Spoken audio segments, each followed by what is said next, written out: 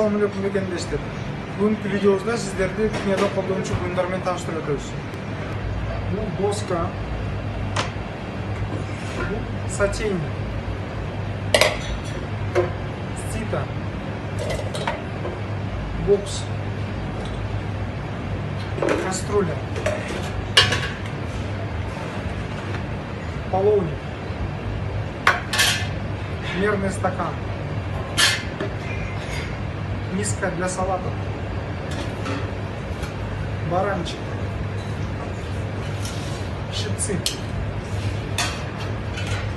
лопатка,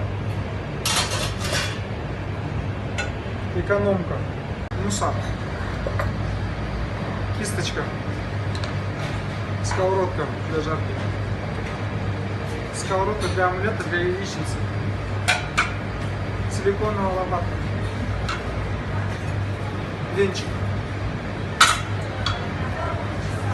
лоток. Интернетти максатсыз ачпаган өлкө бололу.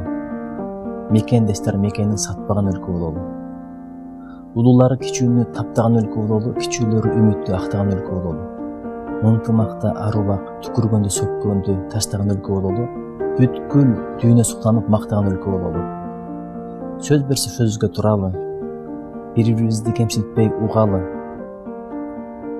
Америкадай финансы, Россиядай курал-жарак, Японияда технология державасын кура албасак да, биз кыргыздар түкүрбөй, сөгүнбөй, алдабай сөзгө туруп, адептин державасын куралы. Дорогой мой водитель, ты пахнешь как любовь, ты сумасшедшая с первого взгляда. Ты пахнешь как борсок и пахнешь как сметана. Пахнешь самцами, когда без ремня гоняешь. Пахнешь как лагман Фаизы, когда жестко нарушаешь. Пахнешь как фастфуд, где мы с коллегой подкрепимся. Ты божественный, когда говоришь байке, может договоримся.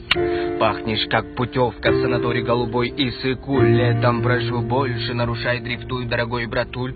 Пахнешь как чувство, что зарплата мизер, не нужна до пенсии. Пахнешь как бросай в конверт деньги и танцуй смело под тойские песни. Нарушай, дорогой мой, нарушай.